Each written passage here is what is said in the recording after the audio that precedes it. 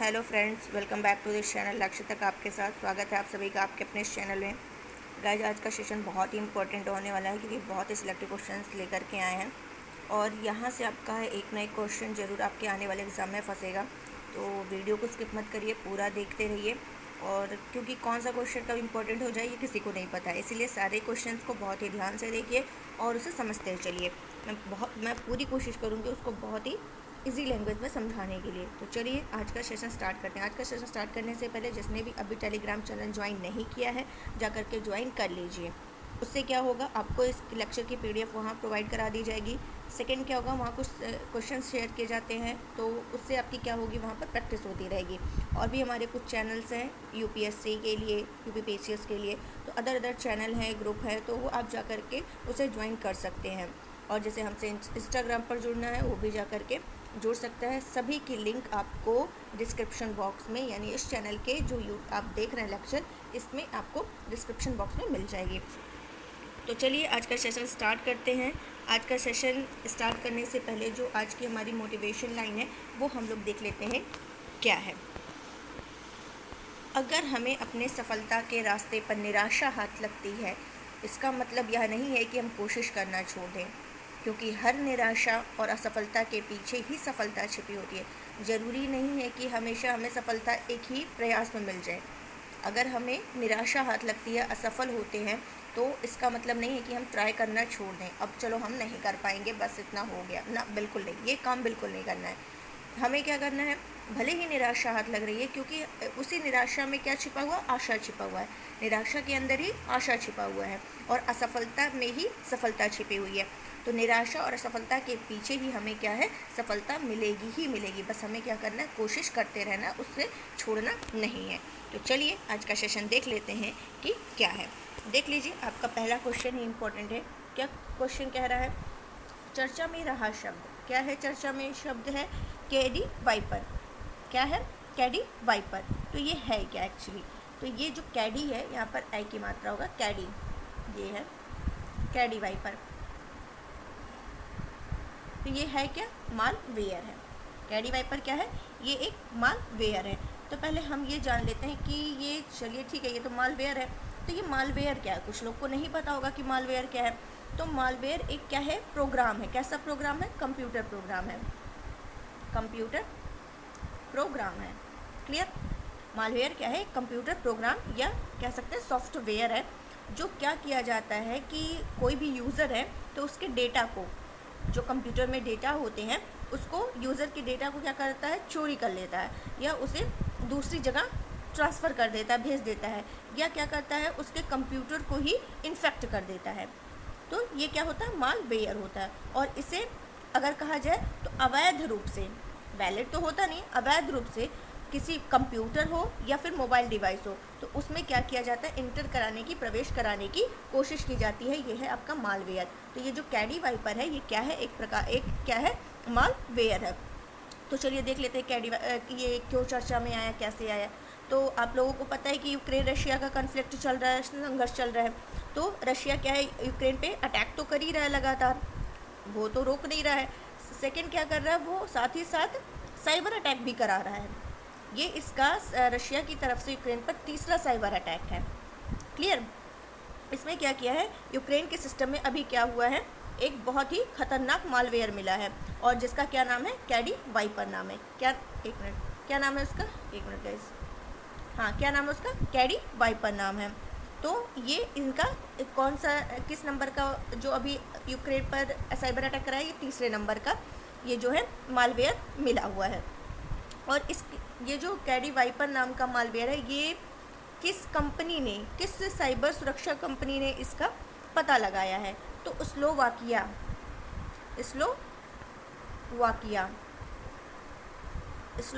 की एक साइबर सुरक्षा कंपनी है जिसका नाम है ESET, उसी के द्वारा इसका पता लगाया गया है।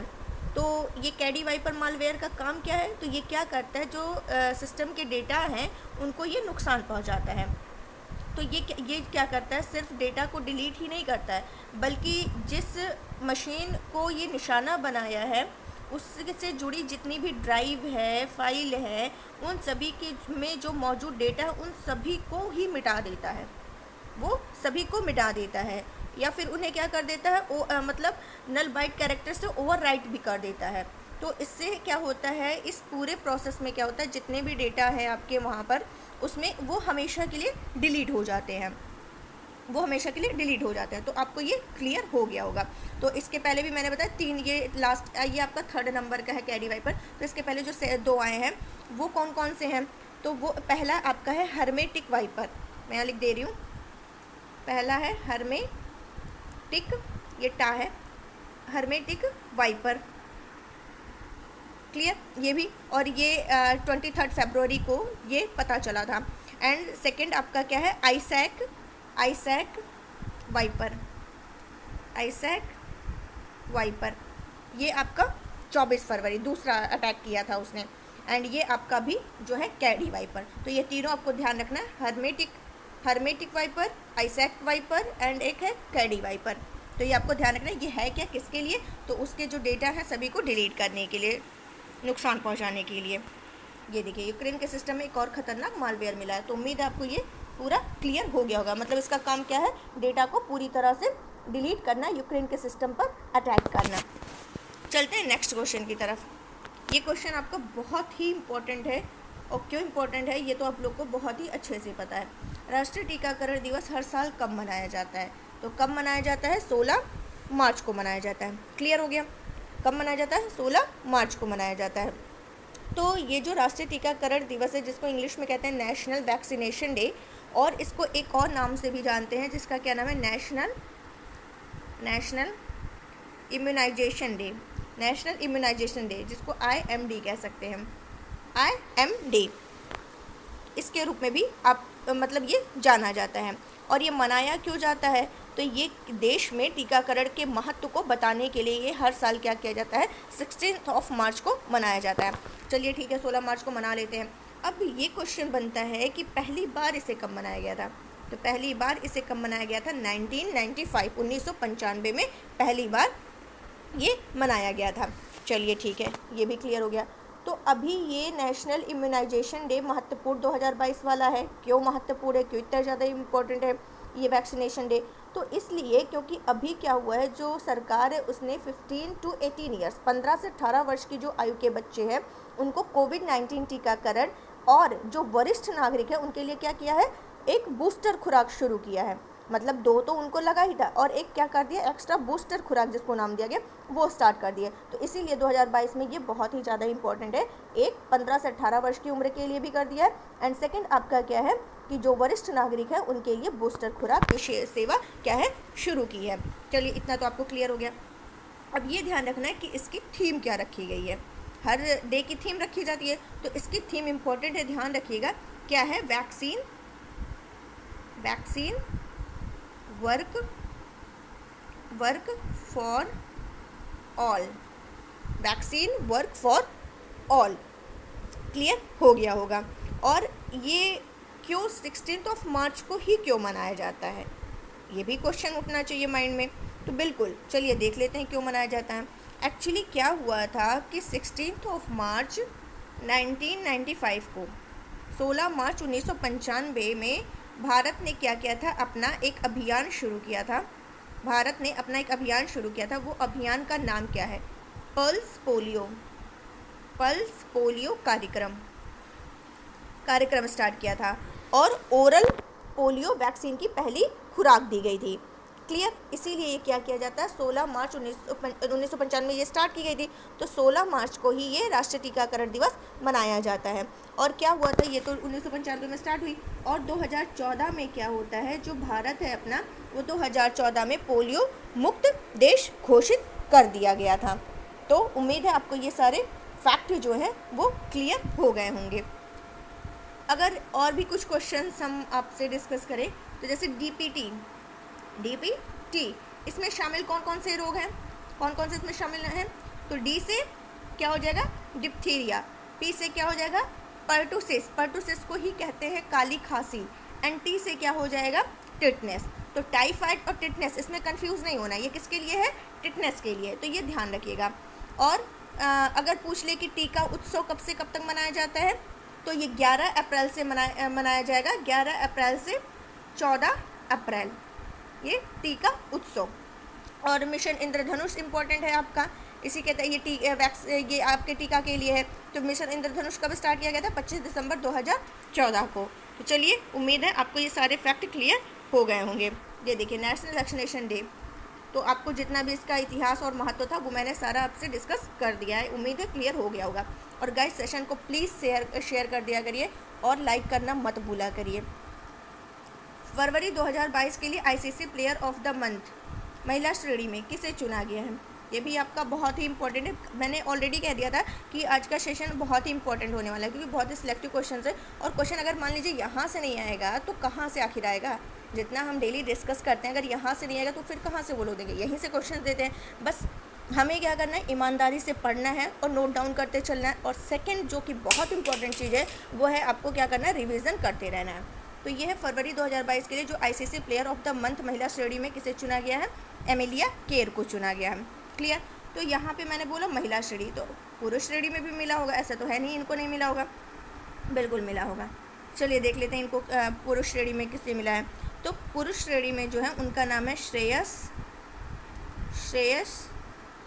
अय्यर। और महिला श्रेणी में एमिलिया केर, जो कि कहाँ की है? न्यूजीलैंड की है। तो एमिलिया केर जो न्यूजीलैंड की है, इन्होंने भारतीयों को, 2 भारतीय खिलाड़ियों को हराया है। जबकि श्रेयस अय्यर ने किसको किसको हराया है? यूएई यानी संयुक्त अरब अमीरात और नेपाल के खिलाड़ियों को हरा करके ये ICC player of the month पुरुष श्रेणी में श्रेयस अय्यर को मिला है।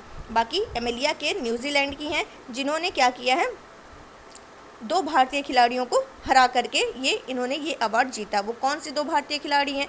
एक तो हमारे भारत की कप्तान है मिताली राज, और सेकंड दीप्ति शर्मा को हराई हैं ये। तो उम्मीद है आपको ये भी क्वेश्चन क्लियर हो गया होगा। तो चलते हैं नेक्स्ट क्वेश्चन देख लेते हैं। और नेक्स्ट क्वेश्चन पर चलने से पहले हम लोग देख लेते हैं कि जो आईसीसी यहाँ दिया हुआ है, एक टर्म दिया है आईसीसी, जो कि मैं हमेशा बताती हूँ कि आईसीसी का हेडक्वार्टर है कहाँ। तो ये कहाँ है? दुबई में है। दुबई कहाँ है? संयुक्त अरब अमीरात। एंड आईसीसी के जो हेड कौन है, चेयरमैन कौन है? तो ग्रेग वर्कले।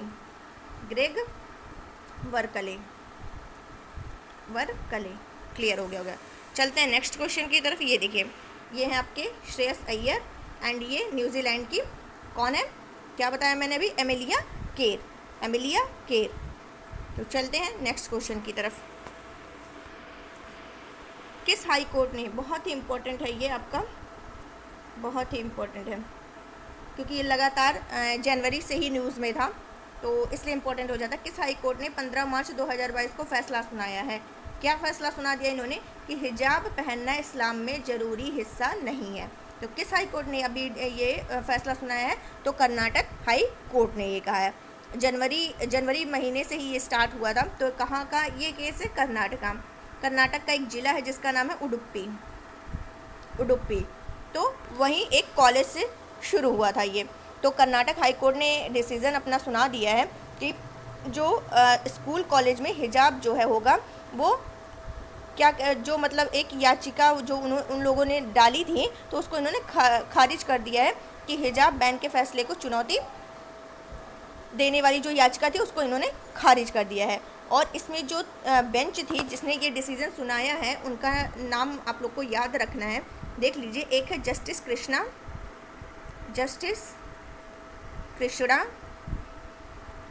एस दीक्षित, पूरा नाम तो नहीं, बस आप ध्यान रखिए, जस्टिस कृष्णा। और जस्टिस जे एम खाजी। तो एक खाजी याद रख लीजिए, एक कृष्णा याद रख लीजिए, और एक राज अवस्थी हैं, एक जस्टिस राज अवस्थी हैं।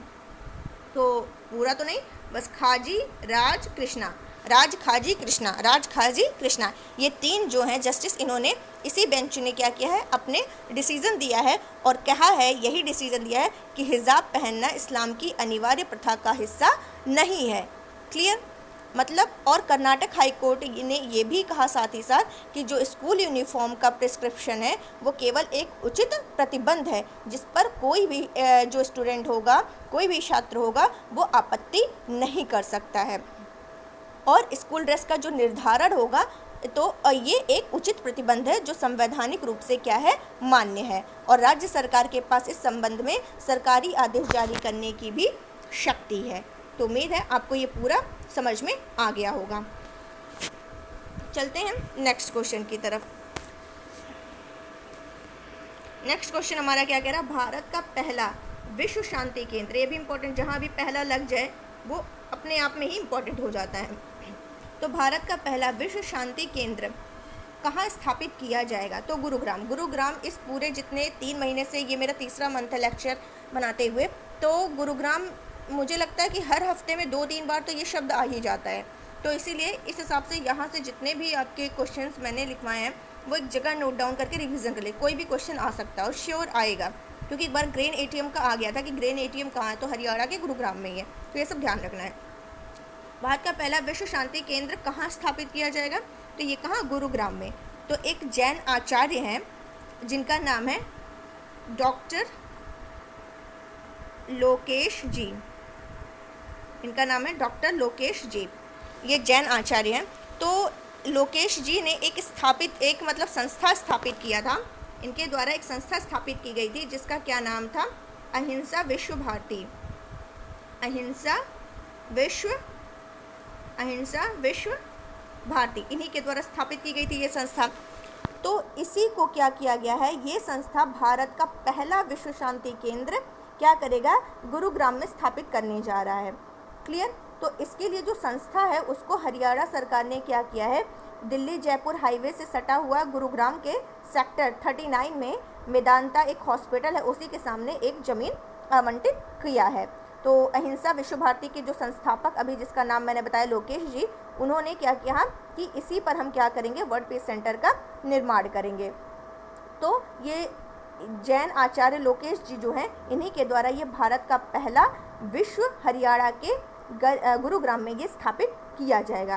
तो उम्मीद है आपको ये क्लियर हो गया। और ये मतलब क्यों हो रहा है, तो विश्व में शांति सामंजस्य स्थापित करने के लिए, शांति नाम ही है तो शांति स्थापित करने के लिए, और शांति गुरु के पास जाओ तभी शांति मिलती है। तो इससे आप यह याद कर सकते हैं कि शांति कहाँ खुल रहा है, ये केंद्र कहाँ खुल रहा है, तो गुरुग्राम में खुल रहा है।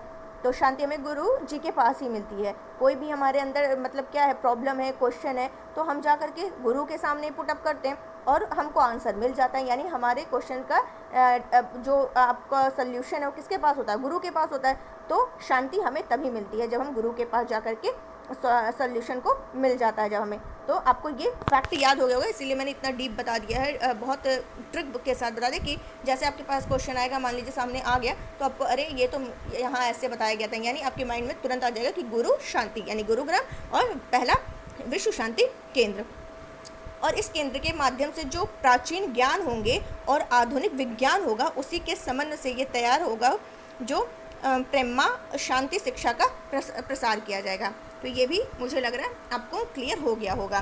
तो गुरुग्राम के बारे में मैंने बहुत सारी चीज़ें आपको कई बार बताई हुई हैं, मुझे नहीं लगता बार बार इसको मुझे आपको रिवाइज़ कराना पड़ेगा जैसे। और ये जो मतलब ये आपका केंद्र है ये 2 साल में पूरा किया जाएगा।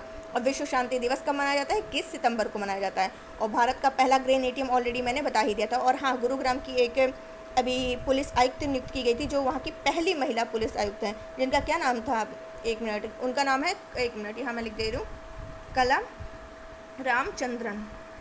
ये ध्यान रखिएगा, इंपॉर्टेंट है। नेक्स्ट क्वेश्चन क्या कह रहा है, अब आपको ये भी क्वेश्चन बहुत इंपॉर्टेंट लग ही रहा होगा कि हाँ ये इंपॉर्टेंट है। युविका 2022 कार्यक्रम किससे संबंधित है, तो इसरो से संबंधित। अब इसरो से संबंधित है तो कुछ आपको क्लियर ही होगा कि कुछ अंतरिक्ष से रिलेटेड ही, कुछ ऐसे ही रिसर्च से संबंधित ही कुछ ये संबंधित होगा। तो पहले हम ये देख लेते हैं युविका जो लिखा हुआ है इसका मतलब क्या है। तो पहले ये देख लेते हैं इसका फुल फॉर्म क्या है। तो युविका मतलब युवा, यू से युवा, वी से क्या हो जाएगा, विज्ञानी, विज्ञानी, विज्ञानी, एंड का मतलब क्या हो जाएगा आपका, कार्यक्रम, कार्यक्रम। तो ये इसी का, युविका का नाम है युवा विज्ञानी कार्यक्रम। क्लियर। तो इसको इस नाम से जाना जाता है। और ये किसके द्वारा, इसरो के द्वारा। इसरो के द्वारा इसको स्टार्ट किया गया और ये क्या है, एक वार्षिक अंतरिक्ष शिक्षा और प्रशिक्षण कार्यक्रम है, ट्रेनिंग प्रोग्राम है। अंतरिक्ष शिक्षा ये कैसा कार्यक्रम है युविका, यहाँ मैं लिख दे रही हूँ, अंतरिक्ष शिक्षा और प्रशिक्षण कार्यक्रम। क्लियर हो गया होगा। अब इसमें क्या होगा, और इसरो ये कब, ये जो इसरो के पूर्व प्रमुख क्या नाम है उनका, के सिवान, इन्होंने इस कार्यक्रम की घोषणा कब की थी, 18 जनवरी 2019 को की थी। 2019 में किसके द्वारा, के सिवान जी के द्वारा की गई थी और 4 महीने बाद इसको 17 मई को इसको लॉन्च कर दिया गया था। क्लियर। तो इसमें के सिवान जी जो हैं उन्होंने क्या कहा कि जो राज्य सरकार है वो और शिक्षा विभाग वो उनकी हेल्प से हम क्या करेंगे, इस कार्यक्रम को सफल बनाएंगे। और इसका उद्देश्य क्या है, जो इसमें नाम ही लिखा है युवा, तो जो युवा हैं उनके मन में क्या करना है, जो अंतरिक्ष साइंस है, अंतरिक्ष विज्ञान है, उसमें क्या करना है, उनका इंटरेस्ट जगाना है, रुचि विकसित करना है और फिर उसका क्या करना है, पोषण करना है। उम्मीद है आपको ये क्लियर हो गया होगा। अब ये चयन मानदंड कैसे होगा, तो जो उनकी शैक्षणिक उपलब्धि होगी और जो उनका पाठ्येतर गतिविधियां होंगी उसी के हिसाब से इनका चयन का मानदंड होगा। उनको कई कारकों के आधार पर चुना जाएगा, जिसमें क्लास 8 में ग्रेड और पिछले 3 साल में जो स्कूल, डिस्ट्रिक्ट या स्टेट या केंद्र सरकार के प्राधिकरण द्वारा जो आयोजित विज्ञान मेला में भागीदारी शामिल है, इस हिसाब से उनका क्या किया जाएगा, चयन किया जाएगा। इसी आधार पर ये इनके मानदंड थे। और ये जो युविका 2022 है, ये ध्यान रखना जो अब बताने जा रहे हैं ये भी आपको, कि 16 मई से 28 मई तक 16 मई से 28 मई तक ये युविका 2022 आवासीय कार्यक्रम आयोजित किया जाएगा। और ये मतलब 5 ऐसे इसरो के 5 केंद्र हैं जहाँ पर ये कार्यक्रम आयोजित किया जाएगा। तो वो सब जानने की जरूरत नहीं, बस जितना फैक्ट था उतना मैंने आपको बता दिया है। तो चलते हैं नेक्स्ट क्वेश्चन की तरफ। और नेक्स्ट क्वेश्चन पर चलने से पहले कि क्या है कि ये जो अभी लास्ट वीक के न्यूज़ में था कि Vikram Sarabhai children innovation centre कहाँ स्थापित किया जा रहा है, तो गुजरात में। तो ये भी आपको ध्यान रखना है, इम्पॉर्टेंट है। ये देखिए पूरा यहाँ लिखा भी हुआ है 16 मई से 28 मई, इंडियन स्पेस रिसर्च इसरो, पंजीकरण प्रारंभ, ये यहाँ पूरा दिया हुआ है। चलते हैं नेक्स्ट क्वेश्चन की तरफ। रेत समाधि उपन्यास के लेखक या लेखिका कौन है, चलिए देख लेते हैं कौन है। तो वो कौन है, गीतांजलि श्री हैं। कौन है ये, गीतांजलि श्री। तो मैं दिखा दे रही हूँ, मेरे पास इमेज है इनकी, ये देखिए, ये है गीतांजलि श्री, इन्हीं के द्वारा ये बुक लिखी गई है, रेत समाधि। तो इस रेत समाधि में है क्या, तो जो 1947 के विभाजन के टाइम की स्थिति का इसमें वर्णन किया गया है। तो ये आपको, अब ये चर्चा में क्यों आया, चलिए ये देख लेते हैं। तो ये जो गीतांजलि श्री का जो उपन्यास है, हिंदी उपन्यास है, उसी को अंग्रेजी में इसका क्या किया गया, अनुवाद किया गया, ट्रांसलेट किया गया, किस नाम से, टॉम्ब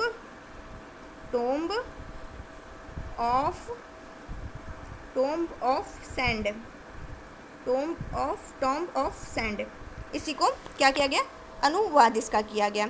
और किसके द्वारा किया गया, तो ये भी देख लेते हैं, डेजी रॉक, यहाँ लिखते रहे, डेजी रॉकवेल के द्वारा इसका अनुवाद किया गया। चलिए ये तो ठीक है, इन्होंने अनुवाद कर दिया।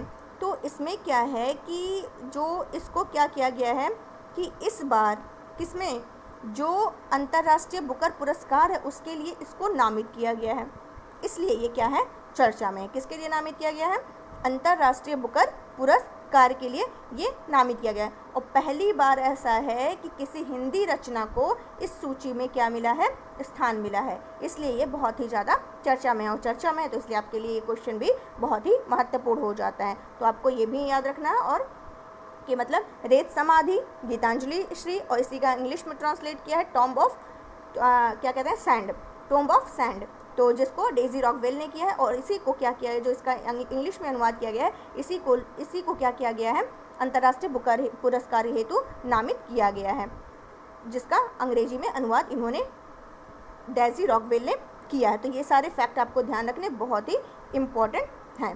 तो चलते हैं अपने नेक्स्ट क्वेश्चन की तरफ। इससे रिलेटेड और भी कुछ नई फैक्ट नहीं है, बस इतना ही आपके लिए इम्पोर्टेंट है। नेक्स्ट क्वेश्चन क्या कह रहा है, सिप्री द्वारा, अब ये भी बहुत इंपॉर्टेंट है। आप लोग कहेंगे कितना आप कहती हैं कि इंपॉर्टेंट है, जब इंपॉर्टेंट है तभी कहते हैं, आप लोग को खुद लग जाता होगा कि हाँ इंपॉर्टेंट ही है। सिप्री द्वारा 14 मार्च 2022 को जारी रिपोर्ट के अनुसार 2017-21 के दौरान, मतलब 2017 से लेकर के 21 के दौरान भारत को सबसे बड़े हथियार आपूर्तिकर्ता देश कौन है। तो सबसे बड़ा हथियार, चलिए इसमें एक एक करके हम लोग समझते हैं। पहले ये देख लेते हैं सिप्री है क्या। सिप्री SIPRI, कई बार मैं बता चुकी हूँ अपने लेक्चर में, कई बार नहीं लेकिन 2-3 बार तो बताए होंगे। तो सिप्री जो है तो इसका फुल फॉर्म क्या है, S से स्टॉकहोम, I से इंटरनेशनल, P से पीस, R से रिसर्च, I से institute. Stockholm international peace research institute, जिसको सिप्री शॉर्ट फॉर्म में कहते हैं। तो इसी ने क्या किया है, अभी trends in international arms transfer 2021 पर अपनी रिपोर्ट जारी की है। कौन सी रिपोर्ट जारी की है, trends in international arms transfer 2021, इसने रिपोर्ट जारी की है। और इस रिपोर्ट में क्या बताया गया है कि सबसे बड़े आयातक कौन है, सबसे बड़े आयातक कौन है, हथियारों के सबसे बड़े आयातक कौन है, कौन सबसे ज़्यादा हथियार अपने यहाँ आयात करता है। तो पहले तो आपको भारत लग जाना चाहिए। कैसे भारत को ही तो सबसे ज़्यादा खतरा है, सुरक्षा की जरूरत पड़ रही है। कैसे सुरक्षा, पाकिस्तान परेशान करता रहता है, चाइना परेशान करता रहता है, तो इसलिए क्या है सबसे ज़्यादा हथियार किसको जरूरत पड़ेगी, भारत को ही। तो भारत क्या है, नंबर 1 पर आया है, सबसे ज़्यादा भारत आयात करता है। और देखा जाए कौन आयात करता है, तो सऊदी अरब। तो ये ध्यान रखना है कि भारत सबसे ज़्यादा आयात करता है और सेकंड पे कौन है, सऊदी अरब है। तो ये सबसे बड़े हथियार आयातक के रूप में सामने आए हैं। और चलिए ये तो ठीक है, लेकिन भारत जो ठीक है ये नंबर 1 पर है, तो ये आयात मतलब किससे करता है, क्योंकि यहाँ पे क्या लिखा है, भारत को सबसे बड़े हथियार आपूर्तिकर्ता देश कौन से हैं। तो ये तो आयातक है सबसे बड़ा, लेकिन ये किससे मतलब अपना आपूर्ति करता है, तो ये कौन है, रशिया है। तभी तो ये रशिया यूक्रेन का जो कन्फ्लिक्ट हो रहा है, तो ये क्या है, कुछ नहीं बोल रहा है डायरेक्ट, कुछ भी डायरेक्ट क्या इनडायरेक्टली भी कुछ नहीं कह रहा है। रशिया से दुश्मनी नहीं मोल ले सकता है, क्योंकि सबसे ज़्यादा हथियार की आपूर्ति कौन करता है, भारत को रशिया करता है। ब्रह्मोस मिसाइल हो गया आपका, ब्रह्मोस मिसाइल आपको पता ही होगा कि रशिया की हेल्प से ही है। और अभी आप S-400 वो भी रशिया ने ही भारत को दिया है। तो इस हिसाब से जब वो इतना ज़्यादा हेल्पफुल है, तो ये क्या कर रहा है, कुछ भी मतलब उससे दोस्त फ्रेंडशिप ही रखना चाह रहा है। तो ये पूरे आपके फैक्ट हैं जो मैंने आपको बता दिया है। तो और देख लेते हैं क्या है, किस और कौन कौन आयातक हैं। तो आयातक तो मैंने आपको बता दिया कि एक तो भारत, सऊदी अरब, और देखा जाए तो मिस्र है, ऑस्ट्रेलिया है, चीन है। तो मेन आपके 2 भारत, सऊदी और मिस्र, ऑस्ट्रेलिया, ये ध्यान रखिए। और जिसमें भारत को सबसे ऊपर रखा गया है, क्योंकि भारत जो है कुल मतलब देखा जाए तो जो कुल आयात का 85% इसका जो है 3 देशों से था। कौन से 3 देशों से, ये 85% इसका 3 देशों से है। वो कौन से 3 देश है, पहला तो मैंने बता दिया रशिया, तो ये आपको ध्यान रखना है, रशिया से मंगा, क्योंकि यहाँ पूछा ना भारत को सबसे बड़े देश कौन से हैं, तो पहला तो मैंने रशिया बता दिया। सेकेंड आपका ये कहाँ से मंगाता है, France, Russia, second France, and third आपका क्या है, यूएसए से मात्र 12%, फ्रांस से 27% एंड रशिया से क्या है 46%। रशिया 46, फ्रांस 27 एंड यूएसए जो है 12%। तो ये आपको ध्यान रखना है। चलिए और इस तरह से देखा जाए तो भारत को हथियार के शीर्ष 3 सबसे बड़े निर्यातक, तो चाहे ये अगर आयातक में पूछता है कि सबसे ज़्यादा आयात कौन करता है, तो भारत, सऊदी, मिस्र, ऑस्ट्रेलिया, ये सब हो गए। और सबसे ज़्यादा निर्यात निर्यातक भारत कहाँ से सबसे ज़्यादा लेता है, तो रशिया, फ्रांस और अमेरिका। तो उम्मीद है आपको क्लियर हो जाएगा। तो अब देख लेते हैं, आयातक मैंने बता दिया और इसके आपूर्ति करता है वो भी मैंने बता दिया। अब देख लेते हैं निर्यातक कौन है सबसे ज़्यादा। अब निर्यातक में आपको कौन लग रहा होगा, कौन होगा, तो अमेरिका। ये जो रशिया यूक्रेन का विवाद हुआ है, जिसमें अमेरिका के द्वारा, नाटो के द्वारा इसको यूक्रेन को आगे भेजा गया कि चलो हम तुम्हारे साथ हैं, बट वो क्या हुआ, कुछ नहीं। बस अमेरिका का क्या था इसमें, उसका मकसद अमेरिका का बस इतना था कि मेरे हथियार ज़्यादा से ज़्यादा बिक जाएं, और वो हुआ भी, एक्चुअली वो हुआ भी। ठीक है, तो ये आपको ध्यान रखना है। तो अमेरिका जैसे निर्यातक में क्या है, कि अमेरिका निर्यातक में फर्स्ट पर है 39% के साथ, हिस्सेदारी के साथ, जो कि सबसे बड़ा निर्यातक है। सेकंड पे आपका रशिया है, फर्स्ट पे America, second Russia and third पे आपका फ्रांस है, थर्ड पर फ्रांस है। क्लियर? अमेरिका, रूस, फ्रांस। और भारत किससे सबसे ज़्यादा मंगाता है? रशिया से, दूसरे पे फ्रांस से और तीसरे अमेरिका से। अब इसी का निर्यातक में देख लिया जाए तो फर्स्ट पे अमेरिका हो जाएगा, सेकंड पे रशिया हो जाएगा, थर्ड पे फ्रांस हो जाएगा। उम्मीद है आपको क्लियर हो। और चौथे पे चीन है, चीन भी 4 निर्यातक में 4 से चौथे नंबर पे 4 से चीन और 4 से चौथा नंबर, तो ये ध्यान रखना है। और देख लेते हैं, और 2017 से 21 के दौरान भारत को देखा जाए कि निर्यात की दृष्टि से 23वें नंबर पर है। भारत निर्यातक में किस नंबर पर है? 23वें नंबर पर है। क्लियर? जिसका अगर देखा जाए निर्यात में हिस्सेदारी ओनली 0.2% है। तो चलिए, जितने भी फैक्ट हैं इंपॉर्टेंट मैंने बता दिए। यहाँ से क्वेश्चन आएगा, श्योर है आएगा, 100% आएगा। और आपको सारे फैक्ट क्लियर है, रिवीजन करा दिया करेंगे और आपका क्लियर हो जाएगा। चलते हैं नेक्स्ट क्वेश्चन की तरफ। देश की पहली मेडिकल सिटी इंदिरायणी मेडिसिटी कहाँ स्थापित किए जाने की घोषणा की गई है? तो कहाँ पर? पुणे, महाराष्ट्र। अब पहली है तो ये भी इंपॉर्टेंट हो जाएगा। तो महाराष्ट्र में ये स्थापित किए जाने की घोषणा की गई है। तो अभी ये है क्या? तो इसमें पहले देख लेते हैं कि कितना इन्वेस्ट किए जाने का अनुमान किया गया है। 10,000 करोड़, 10,000 करोड़ इन्वेस्ट करने का अनुमान किया गया। और ये जो इंदिरायणी मेडिसिटी होगी, इसमें क्या होगा?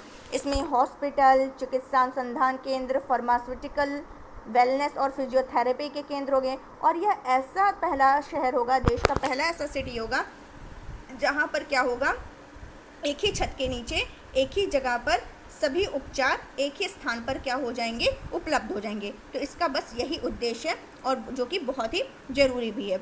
मेडिसिटी की स्थापना किसके द्वारा की जा रही है? जो पुणे, एक मिनट यहाँ लिख दे रहे हैं, पुणे मेट्रोपॉलिटन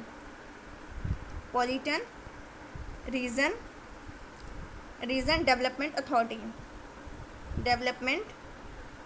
अथॉरिटी के द्वारा ये किया जा रहा है। तो चलिए, ये भी क्लियर हो गया आपका। नेक्स्ट क्वेश्चन क्या कह रहा है?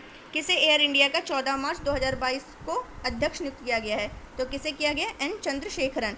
तो जो टाटा सन्स के चेयरमैन एन चंद्रशेखरन है, उन्हीं को एयर इंडिया का अध्यक्ष बना दिया गया। और ये मतलब कि टाटा सन्स के भी हैं चेयरमैन और इसके भी हैं। तो ये आपको ध्यान रखना, क्योंकि अभी आपको पता है कि टाटा सन्स के द्वारा एयर इंडिया का भी हाल ही में क्या किया गया है? अधिग्रहण किया गया है। तो ये आपको क्लियर हो गया होगा। इससे रिलेटेड जितने भी थे मैंने आपको बता दिया है। चलते हैं नेक्स्ट क्वेश्चन की तरफ। आज मैं मतलब एक आपको इम्पोर्टेंट तथ्य बताने वाली हूँ, क्योंकि जो कि बहुत ही इंपॉर्टेंट है, कहीं ना कहीं ज़रूर पूछेगा। हो सकता है पीसीएस में पूछ ले, यूपीएससी में पूछ ले। तो यूपीएससी में तो पूछ ही सकते हैं, साइंस एंड टेक का है। चलते हैं, देख लेते हैं क्या कह रहा है। इसमें ये बोल रहा है कि man portable air defence system ये है क्या? जिसको क्या बोलते हैं? MANPADS,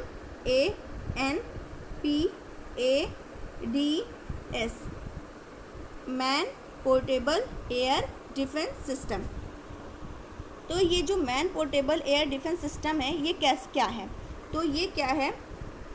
ये सतह से मैं लिखूंगी नहीं ज़्यादा, मैं बोल दे रही हूँ, आप लोग ध्यान से सुनिए। सतह से हवा में मार करने वाली क्या है? ये मार करने वाली मिसाइल है। सतह से हवा में मार करने वाली ये मिसाइल है। जो ये सिस्टम जो है कम दूरी की होती है, हल्की है और पोर्टेबल है। पोर्टेबल का मतलब कहीं भी इसको क्या कर सकते हैं? मोड़ करके लेकर जा सकते हैं, बहुत ही आसानी से इसको वहन कर सकते हैं। और ये मिसाइल जैसे आप क्या कर सकते हैं? विमान या हेलीकॉप्टर। ये मतलब क्या है? इस मिसाइल से आप विमान या हेलीकॉप्टर को नष्ट करने के लिए ये क्या करते हैं? किसी व्यक्ति के द्वारा या छोटे ग्रुप के द्वारा इसको यूज़ किया जा सकता है। ये आपको क्लियर हो गया होगा। और ये जो आपका man portable anti tank system, एक समान तरीके से ये काम करते हैं। ये और जो आपका क्या है, man portable anti tank system है, ये एक समान तरीके से काम करते हैं। लेकिन अगर सैंड टैंक को नष्ट करना है तो उसके लिए ये उपयोग किए जाते हैं। क्लियर? तो और ये जो है, ये आपका जो man portable air defence system है, इसको कंधे से फायर किया जा सकता है, एक ज़मीनी वाहन के ऊपर से लॉन्च किया जा सकता है, या फिर आप कह दें तो इसको स्टैंड से और एक हेलीकॉप्टर या नाव से भी क्या किया जा सकता है? फायर किया जा सकता है। इसका जो वज़न होता है वो 10 से 20 किलोग्राम के बीच होता है। और इसका जो मतलब 1.8 मीटर से अधिक नहीं होता है इसका लंबा। और इसमें देखा जाए और आपको क्या बता दें इसमें इम्पोर्टेंट, बस इतना कहने कि सतह से हवा में फायर किया जा सकता है। पोर्टेबल ये मिसाइल है और इसकी जो अधिकतम सीमा होती है ये भी ध्यान रखना है 8 किलोमीटर है और यह 4.5 किलोमीटर की ऊंचाई पर क्या कर सकते हैं, लक्ष्य को भेज सकती है। क्लियर। और ये जो है अधिकांशतः जो मैन पैड्स होते हैं इसमें फायर एंड फॉरगेट मतलब दागो और भूल जाओ ये प्रणाली होती है, जिसका क्या है कि ऑपरेटर्स को मिसाइल को अपने लक्ष्य तक ले जाने की आवश्यकता नहीं है, जिसे फायरिंग के तुरंत बाद क्या किया जा सकता है, छिपा जा सकता है। क्लियर। तो क्लियर हो गया। मैं आपको दिखा भी दे रही हूँ, मेरे पास इमेज है। एक मिनट बस टाइम दीजिए। ये देखिए, देख लिए होंगे आप। ये देखिए, इसको आप आसानी से कंधे से, देखिए कंधे से दाग है, आसानी से इसको आप वहन कर सकते हैं, फायर कर सकते हैं, फायर और छिप भी सकते हैं। तो यही है इसके पूरे। तो इसको ध्यान रखिएगा, इस समय चर्चा में बहुत ज़्यादा, तो इसलिए सोचा आपको बता दूं। चलिए कल का रिवीजन कर लेते हैं फटाफट। क्या कह रहा है, कौन सा राज्य देश में पहला चाइल्ड बजट, तो एमपी है, जो कि मैंने बताया था, बहुत इंपॉर्टेंट है, ये भी ध्यान रखना है। और अंतर्राष्ट्रीय गणित दिवस हर साल विश्व स्तर पर कब मनाया जाता है, 14 मार्च को मनाया जाता है। 11वें खेल महाकुंभ का शुभारंभ प्रधानमंत्री नरेंद्र मोदी ने कहाँ किया, अहमदाबाद में। मंगल जोड़ी पक्षी अभ्यारण्य ओडिशा। 75वें बाफ्टा पुरस्कार किस फिल्म को सर्वश्रेष्ठ पुरस्कार प्रदान किया गया, the power of the dog. योग महोत्सव 2022 का उद्घाटन 13 मार्च को किया गया है। कौन से नंबर का है ये, इस बार 8वें नंबर का है। रिस्ट एश्योर्ड नामक आत्मकथा जिसका हाल ही में विमोचन किया गया है कपिल देव के द्वारा। म्यूजियम ऑफ द फ्यूचर कहाँ स्थित है, संयुक्त अरब अमीरात के अबू धाबी। केंद्रीय मंत्री जितेंद्र सिंह ने 12 मार्च 2022 को उत्तर भारत का पहला अंतरिक्ष केंद्र सतीश धवन अंतरिक्ष विज्ञान केंद्र का उद्घाटन किया है। कहाँ पर, जम्मू में किया है। किस राज्य में हाल ही में वन उत्पादों का एक नया ब्रांड अदावी ब्रांड लॉन्च किया है, केरल। बाकी मैंने आपको बता दिया, यहाँ मैंने दे भी दिया है पूरा, आप देख लीजिएगा। ये देखिए, कम दूरी, हल्की और पोर्टेबल सतह से हवा में मार करने वाली मिसाइल है, जिन्हें विमान या हेलीकॉप्टर को नष्ट करने के लिए व्यक्ति या छोटे समूह द्वारा किया जा सकता है और सैनिकों को बचने में मदद करती है। कम उड़ान वाले विमानों को भी निशाना बनाने में प्रभावी है और ये इसी तरीके से काम करते हैं जिनका उपयोग सैन्य टैंक को नष्ट या अक्षम करने के लिए किया जाता है। इसे आप कंधे से भी फायर कर सकते हैं। और ये देखिए, मैंने इसको भी दे दिया है, गीतांजलि बुकर के लिए नामित हिंदी की पहली रचनाकार, ये मैंने दे दिया है और सब आपको बता दिया है। उम्मीद है आपको समझ में आया होगा सेशन। तो इसको ज़्यादा से ज़्यादा शेयर करिए, लाइक करिए और सब्सक्राइब करना ना भूलिए। तो चलिए आज के लिए बस इतना ही। Thank you so much.